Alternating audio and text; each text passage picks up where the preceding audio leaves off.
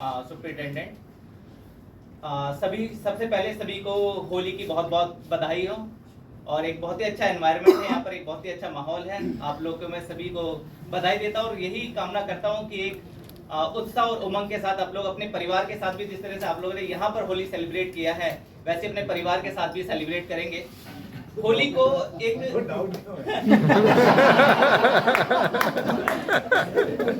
होली को कहते बुराई की जीत अच्छाई की बुराई के ऊपर जीत के रूप में भी मनाया जाता है।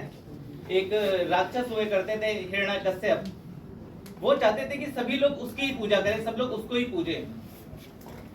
और उसी समय में उनका बेटा था प्रहलाद, तो वो विष्णु की पूजा करता था।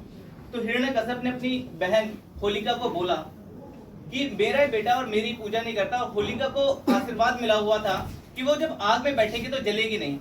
लेकिन उसे ये भी बोला गया था कि जब अच्छे कार्य के लिए बैठोगे तब नहीं जलोगे, लेकिन जब बुरा करोगे तो आप जल जाओगे।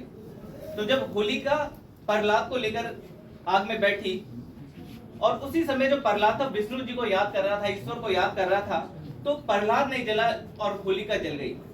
तो इससे ये बताया जाता है कि जो होली है, इसे इसलिए सेलिब्रेट करते हैं कि जो बुराई थी वो हमेशा जल जाती है और अच्छाई हमेशा जीतती आती है। आज के टाइम में भी कई लोग बोलते हैं कि बड़ी फीके हो गए त्योहार। लोग बात कर रहे थे, मैं सुन रहा था कि आजकल त्योहार बहुत फीके हो गए, मजा ही नहीं आता है। तो फिर किसी ने पर व्यवहार बड़ा अच्छा बना हुआ है ना, तो त्योहार भी अच्छे से बन रहा है। तो एक मैं कहानी भी सुनाता हूँ, कहानी के माध्यम से पेश करता हूँ। एक बार पूछा गया कि भाई व्यवहार बड़ा या ज्ञान बड़ा है व्यवहार। तो ऐसी एक राजा थे, उनके राज्यसभा चल रहा था, तो उसमें उनके महाराज जो थे, जो बहुत ही ज्ञानी थे, जब भी वो महाराज उस राज्यसभा में आते थे तो सभी मंत्री वगैरह राजा खुद उठ जाते थे उनके ज्ञान की वजह से, उनके सम्मान में उठ जाते थे। तो एक बार राजा ने उन महाराज से पूछ लिया, महाराज मुझे बताइए कि ज्ञान बड़ा या व्यवहार।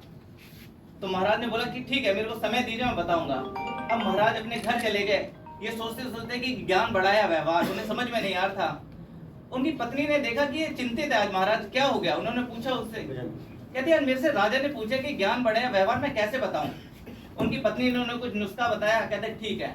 अब अगले दिन महाराज गए, जो खजाने में गए और 2 मोती चुरा लिया। अब खजाने के बाहर जो चौकीदार था, जो पहरेदार, तो देखते कहते महाराज को चोरी की क्या करने की जरूरत पड़ी, इनके लिए तो पूरा राज्य ही है, इनको तो जो चाहिए वो मिल जाएगा, ये चोरी क्यों कर रहे हैं।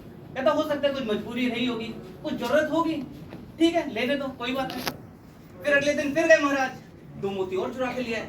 फिर वो सोचने पड़ गए, यार आखिर चोरी कर ली इन्होंने, ऐसा क्यों, इनका तो सब कुछ इन्हीं का है, राज्य दरबार इनका है, ये कुछ भी मान ले राजा से, मना थोड़ा ना करें, फिर भी 2 मोती चुरा रहे। फिर तीसरे दिन फिर ये लगातार घटना हो गई। उससे रहा नहीं गया, उसने जाके सेनापति को बता दिया कि भाई ऐसे ऐसे महाराज चोरी कर रहे हैं। धीरे धीरे करके राजा तक बात चली गई कि भाई ऐसे चोरी हो रही है। अब जब अगले दिन राज्यसभा दोबारा से बैठी, तो इस बार राजा साहब जब महाराज आए तो कोई खड़ा नहीं हुआ। अब राजा सोच में पड़ गया था कि महाराज से पूछूं या नहीं पूछूं, लेकिन उनसे रहा नहीं गया। उन्होंने पूछ लिया कि महाराज आप ये बताइए, आपने 6 मोती क्यों चुराए, मैंने सुना है आपने मोती चुराए। तो महाराज बोलते हैं हाँ ये रहे आपके मोती। कहते जो आपको मोती देने ही थे तो आपने चुराए क्यों। कहता आपने मेरे से उस दिन पूछा था ना ज्ञान बड़ा या व्यवहार, ज्ञान तो आज भी मेरे पास उतना ही जितना उस दिन था, लेकिन मेरे व्यवहार में बदलाव आ गया, इसलिए आज आप मेरे सम्मान में खड़े नहीं। तो दोस्तों हमें अपने व्यवहार धन्यवाद।